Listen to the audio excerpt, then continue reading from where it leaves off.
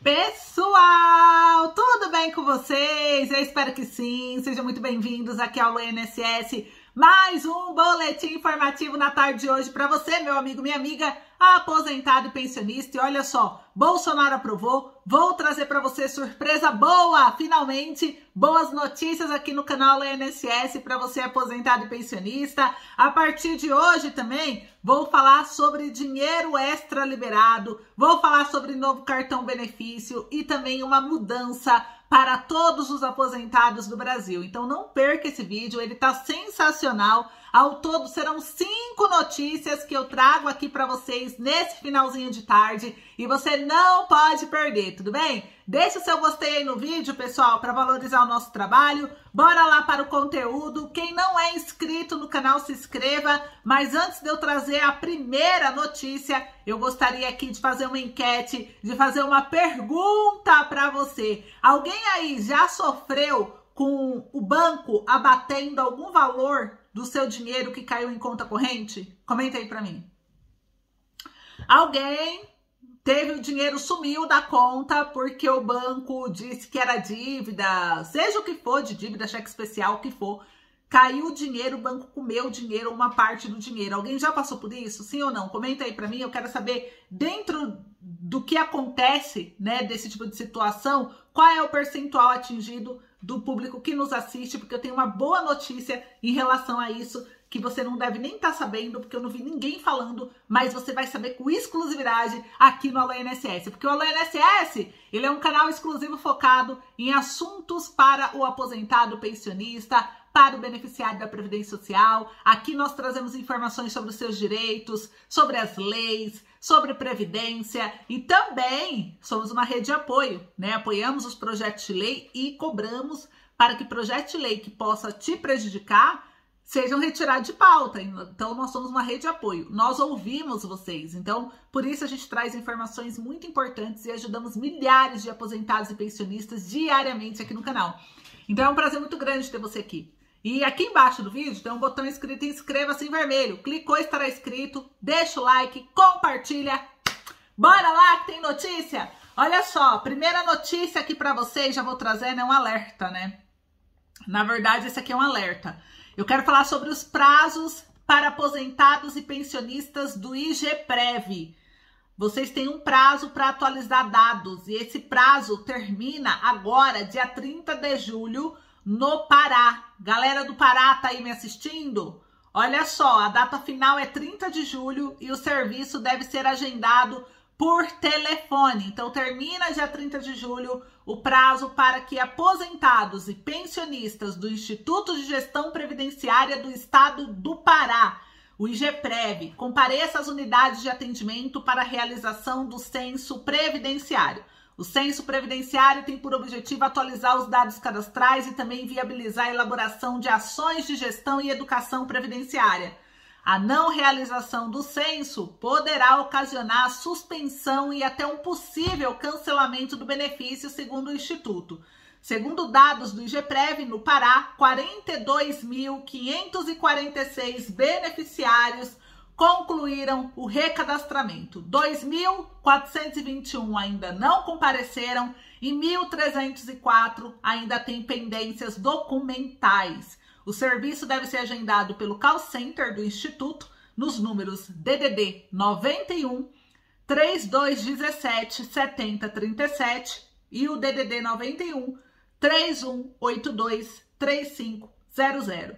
Além disso, o serviço também está disponível por rede social, de mensagens ou pelo próprio site da prefeitura. Então, atenção inativos, civis e militares também, tá? Você tem que ligar, comparecer com os documentos, representante legal, todos vocês aí estão convocados. Então, galera do Pará, atenção aí para vocês não perderem e não ter problema com o benefício de vocês. Eu disse que o Alô INSS também traz informação aí sobre benefícios municipais e estaduais, né, servidores, então por isso que a gente traz sobre municípios, estados igual agora. A auditoria da CGU sobre militares e pensionistas de militares com vínculos de agente público civil também fez uma nota de esclarecimento, tá? Em atenção a reportagens publicadas nos últimos dias acerca do trabalho da Controladoria Geral da União, a CGU, né, que avaliou possíveis casos de não conformidade com os normativos vigentes de militares, pensionistas de militares com vínculos do agente público civil, o órgão esclareceu que todos os casos apresentados no relatório de auditoria feito pela CGU representam indícios de não conformidades aos normativos vigentes, tá? E desse modo, os apontamentos aí dos possíveis situações de não conformidades foram ao final do trabalho encaminhados ao Ministério da Economia e principalmente para cada entidade civil de administração pública, os quais os militares demonstram vínculos. Diferente do que foi apontado em algumas reportagens recentes, o trabalho realizado pela equipe de auditoria não pode ser apontado como taxativo quanto à real ocorrência de irregularidades nas diferentes situações apontadas. Importante destacar também que a quantidade de situações de não conformidades apontadas no relatório não necessariamente pode ser extrapolada para a quantidade de militares em possível situação de não conformidade. Isso porque o relatório traz 5 tipos de situação de não conformidades e o mesmo militar ou pensionista de militar pode acumular mais de uma situação. E a título de exemplo, uma das situações de não conformidades analisada pela auditoria da CGU trata de registros de militares requisitados para órgãos federais civis que possuem essa prerrogativa legal, mas cujo tempo no cargo temporário já ultrapassou de 2 anos. Então, nesse caso, é necessário esclarecer que o próprio relatório de auditoria registra e destaca possibilidade, trazida já em decreto, de prorrogação excepcional do prazo de 2 anos. Então tá aí. E por fim, a CGU esclareceu que esse trabalho já se encontra publicado desde novembro de 2021 e, como de praxe, teve como objetivo agregar valor e melhorar os processos de governança, gestão de risco e controles internos do Poder Executivo Federal, tendo contado com o apoio valoroso das Forças Armadas Brasileiras. Pessoal, então foram encontradas irregularidades, CGU está levantando, mais informação eu trago para vocês, mas agora eu quero falar sobre o auxílio de R$2.000, que muita gente aí me pergunta, né? O abono de R$2.000 sobre a sugestão número 15 de 2020. Já que o governo fez a manobra com 14º salário, é possível o abono de R$2.000 avançar? E a resposta, pessoal, para isso, possível é. Tudo é possível, né? Não existe o impossível. O impossível está na cabeça das pessoas. Mas a gente precisa cobrar o senador Paulo Paim. Eu acabei de olhar o projeto e fica essa atividade, esse trabalho de casa para gente, esse exercício, para que a gente cobre agora nessa semana que se inicia o senador Paulo Paim para avançar a sugestão número 15. A sugestão número 15 cria um abono extra de R$2.000 para aposentados, BPC e pensionistas do INSS. Isso seria fantástico, porque esse abono, substituindo o 13º que foi antecipado, iria dar uma boa ajuda ao aposentado e pensionista. Só que esse abono aqui, ele está ainda como sugestão, ele ainda precisa virar projeto de lei. Para virar projeto de lei, o senador tem que transformá-lo nisso, tem que dar uma viabilidade financeira para ele, para que ele possa tramitar pelo Congresso. Então, igual eu trouxe para vocês, acompanharem os vídeos aqui no canal, que a gente vai estar trazendo essa semana, qual é a correria que os deputados estão fazendo, se teve algum movimento, como tem recesso parlamentar, pode ser que aconteça alguma audiência pública, alguma convocação de urgência, né, para votar alguma coisa. Então, a gente vai ficar de olho em tudo isso, para ir monitorando e trazendo para vocês as informações. Mas pode vir alguma ajuda para aposentado? Ainda pode. A gente vai continuar acompanhando e, inclusive, eu tenho surpresa para vocês aqui hoje, que já é uma melhoria com base aí, uma consequência dessa pressão que a gente vem fazendo e que já vai beneficiar vocês, tá? E pode beneficiar mais ainda. Mas eu já vou trazer daqui a pouquinho, então fique aí até o final do vídeo. Enquanto isso, eu quero trazer aqui sobre educação financeira para idosos. Foi debatida em uma das comissões da Câmara dos Deputados, pessoal. Educação é ferramenta importante no combate à discriminação contra os idosos, dizem os debatedores. Então, na avaliação de especialistas, o chamado etarismo piorou com a pandemia. Você sabe o que é etarismo? Comenta aí para mim. Sim ou não? O que é etarismo? Você sabe o que significa essa palavra, pessoal? A palavra etarismo, comenta aí para mim. Sim ou não, rapidinho. Eu já vou explicar para vocês, tá? Mas eu quero entender se vocês sabem o que é. Eu vou ler a definição. O etarismo, ele pode ser definido como discriminação, o preconceito e a aversão contra pessoas por conta de sua idade avançada. Nesse sentido, o etarismo, ele colabora para a segregação da população idosa e está ligado aos padrões sociais construídos na sociedade, né? Então, muita gente fala como identificar o etarismo, né? Você identifica ele em comentários ou insultos relacionados à idade. Existe um padrão de contratação de pessoas, colaboradores jovens das empresas, ver poucas pessoas acima de 40 anos sendo promovidas, pacotes e incentivos para aposentadoria antecipada. Esses são vários pontos que dá para a gente identificar aí o etarismo, né? Então, por isso que é um tema bastante comentado por esses últimos dias. Por quê? Porque a longevidade está aí. As pessoas estão envelhecendo, estão vivendo mais. Então, a sociedade e o governo, todo mundo precisa trabalhar junto para entender, né, o problema e o que fazer para combater o etarismo, tanto na sociedade como no trabalho, beleza?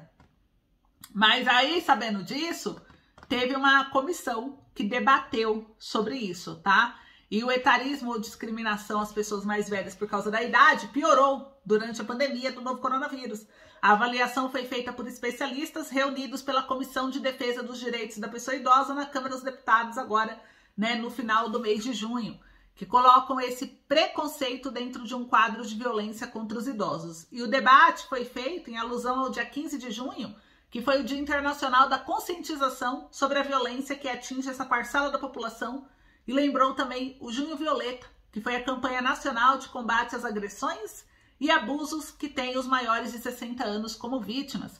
O promotor de justiça Alexandre Alcântara, do Ministério Público do Ceará, ele mostrou um aumento de 81% nos registros de violência contra idosos no Disque 100, canal de denúncias do governo federal nesse período de crise sanitária. Tanto que se você presenciar ou for vítima, né, de violência contra idosos, você denuncia no Disque 100. É só ligar 100 aí no telefone que vão te atender e te ajudar, tá? O representante da Organização Pan-Americana de Saúde é o Ariel Karolinski. Ele lembrou que até 2030 estamos na década internacional do envelhecimento saudável, uma oportunidade de combater a violência contra o idoso.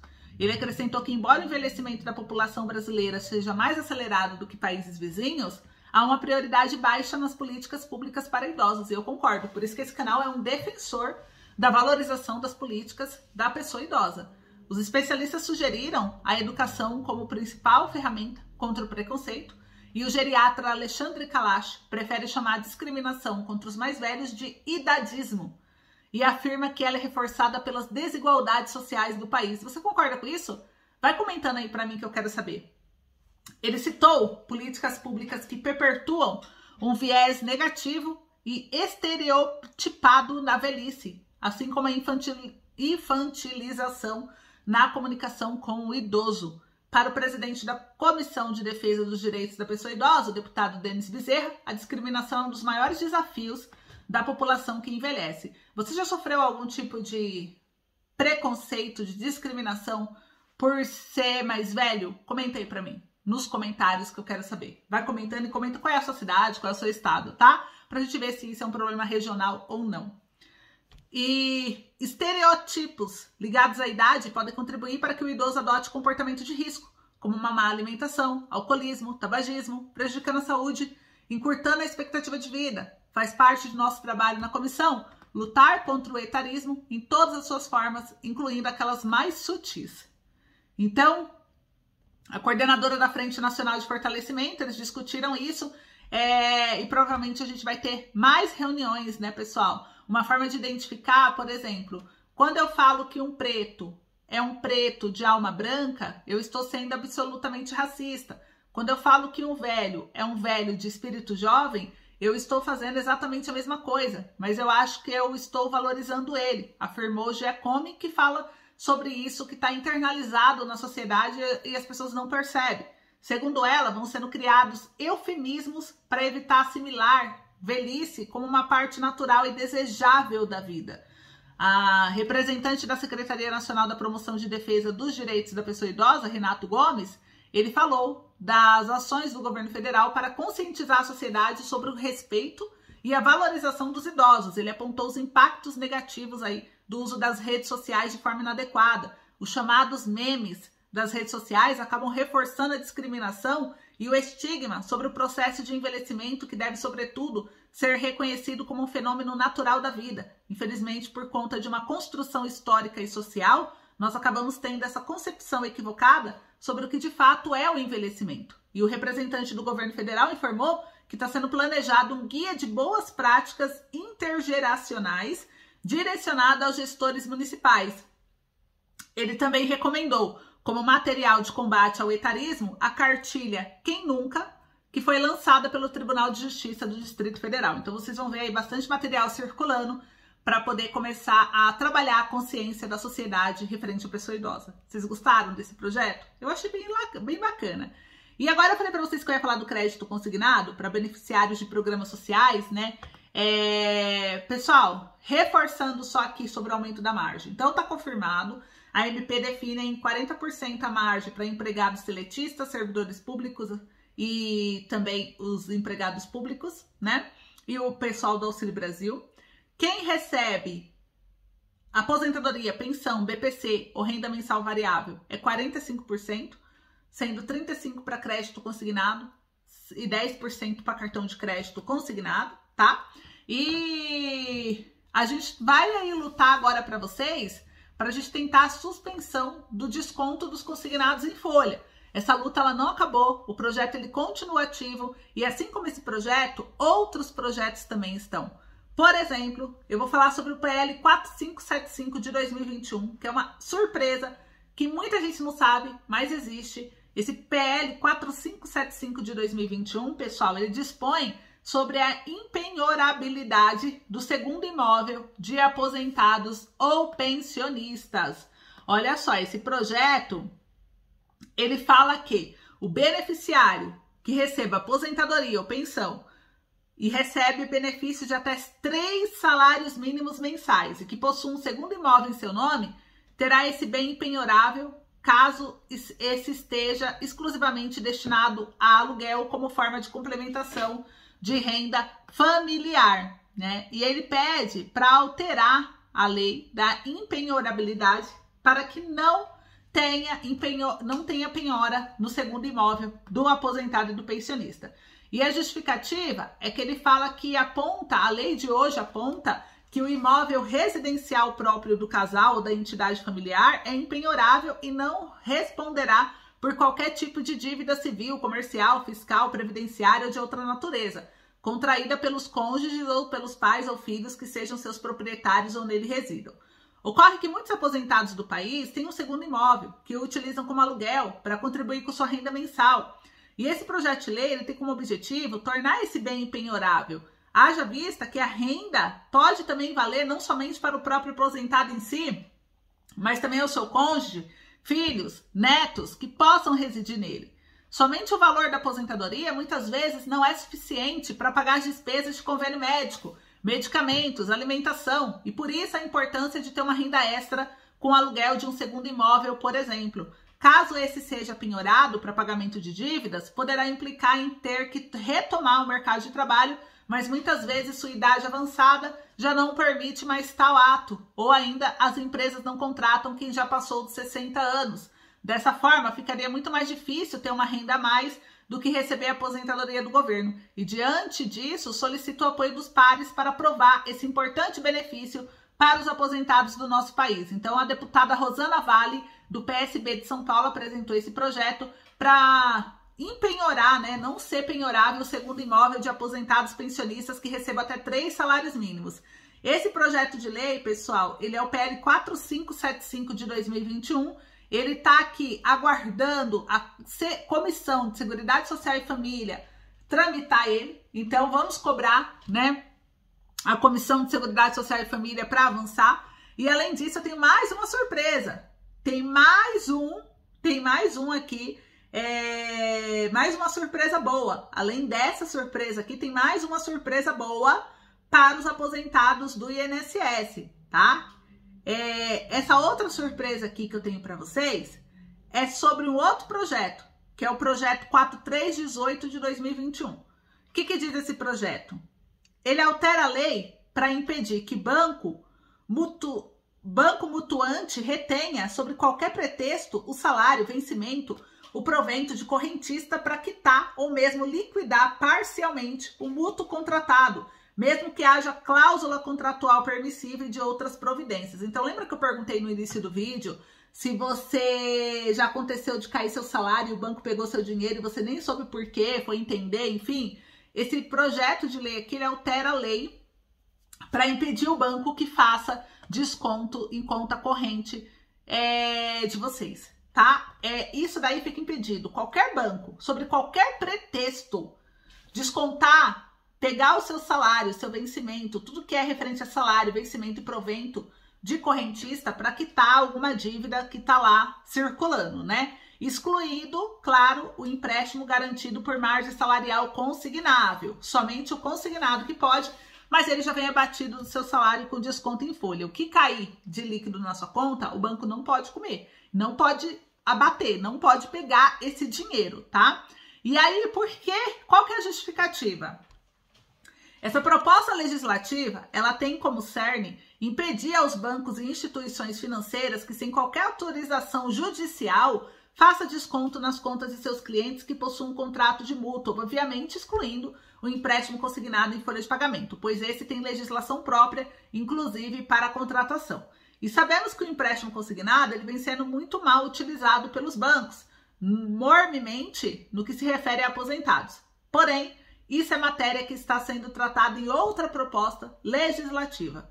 O desconto em salários e proventos sem que haja autorização judicial para tal procedimento contraria dispositivo constitucional, como podemos observar, que é o artigo 7º do inciso 10, que versa sobre o tema proteção do salário na forma da lei, constituindo crime sua retenção dolosa, combinado com o artigo 833 do inciso 4 do Código de Processo Civil, que dispõe que são impenhoráveis os vencimentos, subsídios, salários, enfim, né, pensões, aposentadorias do devedor e de sua família. Então, assim, não pode fazer e os bancos fazem. Então, ele pede para que isso não aconteça, porque às vezes é o sustento do aposentado, né? Então, o aposentado já tem um empréstimo consignado, ele já comprometeu ali os 30%, 40% da margem dele. Então, aquele valor que cai é o único dinheiro que ele tem para poder comer. Aí, se o banco vai e abate daquilo ali, como que o aposentado vai sobreviver? Não tem como. Então, ele entrou com esse projeto e o projeto teve um avanço, tá? Dentro da Câmara. Ninguém te contou, mas eu te conto. E esse projeto é o 4318 de 2021. Agora ele já tá na penúltima etapa da Câmara, pessoal. O projeto tá na etapa final. Surpresa maravilhosa para vocês. Ele tá aqui na Comissão de Finanças e Tributação. Ele tá aguardando designação de relator. Vamos cobrar a Comissão de Finanças e Tributação para designar relator para o PL 4318. Porque o relator dando parecer e aprovando vai para a CCJ. Finalizou a CCJ e vai para o Senado. Então, o projeto está na etapa final, praticamente, da Câmara dos Deputados. Então, vamos cobrar. Ele é de autoria do Alexandre Frota, do PSDB, de São Paulo. E aí, vocês gostaram do projeto? Eu adorei o projeto. E vocês? Vão comentando aí para mim. E para finalizar, agora aqui, né, o nosso vídeo de hoje, eu vou trazer aqui para vocês sobre a tese firmada aí da revisão da vida toda, que pode garantir uma grana extra para você aposentado e pensionista, tá? E essa grana extra, pessoal, ela fala aí referente à revisão da vida toda. Vocês viram que teve uma decisão a favor de vocês, né? O ministro da STF, a última decisão que fizeram, com quem tá perguntando aí da revisão da vida toda, foi para manter os votos de quem fez em plenário virtual no plenário físico. Então, isso pode dar uma possibilidade de vitória para vocês. A gente vai ficar atento agora, depois do recesso, para ver se eles já pautam logo esse ano para finalizar isso. Se finalizar, eu vou trazer passo a passo e vou ensinar vocês a entrar com a termação para o juiz pedindo essa restituição. E aí você pode ganhar uma bolada, cerca de em torno de 100 mil reais, aí pode ser pago para cada beneficiário. Isso foi um cálculo que um advogado fez em média, mostrando qual seria o ganho de um aposentado entrando com essa ação da revisão da vida toda, porque iria somar médias de salário antes de 94 e iria aí te pagar, né, um retroativo, iria aumentar o valor do seu benefício, então isso poderia te trazer dano moral. Então, assim, com tudo isso, poderia aí tirar uma média de 100 mil reais. Vai depender muito do salário de todo mundo, do tempo que você tem de contribuição, enfim, uma série de coisas. Mas a média é essa. Isso é um ótimo sinal, né? Para encerrar, o Bolsonaro, ele sancionou aí, né? Então, o Bolsonaro, a PEC dele venceu, a PEC 15, decreto de emergência, auxílio 600, vale gás em dobro, tá liberando o pacote realmente. Ele se posicionou dizendo que não se considera populista por isso, se a pessoa tem fome, então ele vai ajudar. Então, com essas palavras, isso faz a gente pressionar mais ainda o governo em ajudar o aposentado. Então, essa semana, você não pode perder nenhum vídeo, porque a gente vai fazer um movimento gigante e eu preciso de vocês participando comigo para a gente conseguir tentar fazer com que os deputados convençam o Congresso de liberar algum benefício, mesmo o governo estando contra. Tá? A gente vai tentar, mas a gente precisa junto de vocês. Tamo junto? Então comenta aí, tamo junto, para eu saber. Esse é o vídeo, um grande beijo, até a próxima.